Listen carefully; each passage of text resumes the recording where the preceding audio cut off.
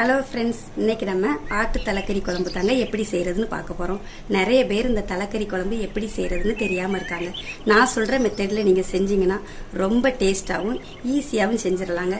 வாங்க அதை எப்படி செய்கிறதுன்னு பார்க்கலாம்.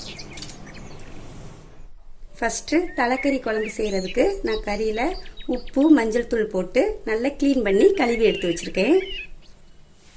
இப்போ இதுக்கு தேவையான மசாலா அரைச்சி எடுத்துக்கலாம். அதுக்கு ஒரு மிக்சி ஜாரில் ஒரு பிரிஞ்சி இலை, 2 பட்டை, 2 கிராம்பு, 2 ஏலக்காய், ஒரு 7-8 முந்திரி, ஒரு சிறு தேங்காவை பொடிசாக கட் பண்ணி வச்சுருக்கேன். இதையும் சேர்த்துக்கலாம். 1 ஸ்பூன் சோம்பு, 1 ஸ்பூன் கசகசா, 1/2 ஸ்பூன் சீரகம், கூடவே ஒரு கொத்து கருவேப்பிலை. இப்போ இது எல்லாத்துலேயும் கொஞ்சமாக தண்ணி விட்டு நல்லா ஃபைனாக அரைச்சி எடுத்துக்குவோம். அவ்வளோதாங்க, இந்த திக்னஸில் அரைச்சி எடுத்துக்கோங்க. இப்போ ஸ்டவ் ஆன் பண்ணி ஒரு குக்கர் வச்சுருக்கேன். தேவையான எண்ணெய் சேர்த்துக்கலாம். எண்ணெய் நல்லாவே சூடாயிடுச்சுங்க. இப்போ 1 கப் சின்ன வெங்காயத்தை கட் பண்ணி வச்சுருக்கேன், அதையும் சேர்த்துக்கலாம். இப்போ இந்த வெங்காயம் கொஞ்சம் பொன்னிறமாக வருத வர வதக்கி எடுத்துக்குவோம்.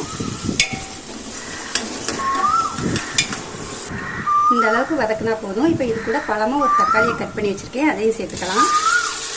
கூடவே ஒரு கொத்து கருவேப்பிலை. இப்போ இதையும் நல்லா வதக்கிக்குவோம். கொஞ்சமாக உப்பு சேர்த்துக்கலாம். தக்காளி குயிக்காக வதங்கி வருங்க. நான் சின்ன வெங்காயம் சேர்த்துருக்கேன். நீங்கள் இதுக்கு பதிலாக பெரிய வெங்காயம் சேர்க்குறதா இருந்தால் 2 வெங்காயம் கட் பண்ணி சேர்த்துக்கோங்க. தக்காளி நல்லாவே வதங்கிட்டுங்க. இப்போ இது கூட நம்ம க்ளீன் பண்ண வச்ச கறியை சேர்த்துக்கலாம்.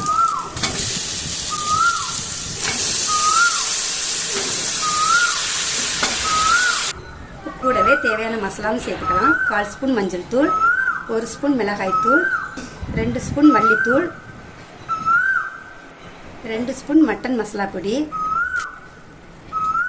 கடைசியாக நம்ம அரைச்சி வச்ச மசாலாவே இது கூட சேர்த்துக்கலாம். இப்போ இது எல்லாத்தையும் நல்லா மிக்ஸ் பண்ணி விட்டுக்கலாம்.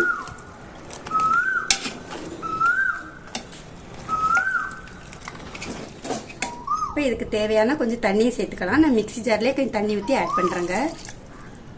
இப்போ இந்த கறிக்கு தேவையான கொஞ்சம் தண்ணியை சேர்த்துக்கலாம். தண்ணி நிறைய வைக்க வேண்டாங்க. தண்ணியாக இருந்தால் நல்லா இருக்காது, கொஞ்சம் திக்காக இருந்தால் தான் அந்த குழம்பு நல்லாயிருக்கும். இப்போ இதுக்கு தேவையான உப்பும் போட்டுக்கலாம். ஃபஸ்ட்டும் உப்பு போட்டிருக்கோம், அதனால் பார்த்து போட்டுக்கோங்க. கூடவே 2 ஸ்பூன் இஞ்சி பூண்டு பேஸ்ட்டும் சேர்த்துக்கலாங்க. இது மசாலாவோடய சேர்த்து போட்டுக்கணும், நான் இது வந்து சொல்ல மறந்துட்டேன். இப்போ எல்லாத்தையும் மிக்ஸ் பண்ணி விட்டுட்டு ஒரு 5 விசில் விட்டு வேக வச்சு எடுத்துக்கலாம்.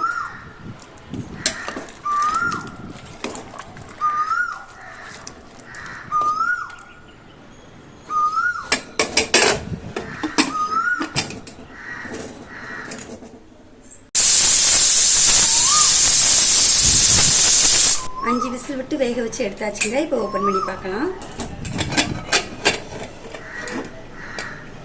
பாருங்க, குழம்பு நல்லா ரெடியாகி வெந்து வந்திருக்குது. இப்போ லாஸ்ட்டில் ஒரு 1/2 ஸ்பூன் மிளகுத்தூள், கூடவே கொஞ்சமாக கொத்தமல்லி இலை, கொஞ்சம் புதினா போட்டு நல்லா மிக்ஸ் பண்ணி விட்டுக்கலாம்.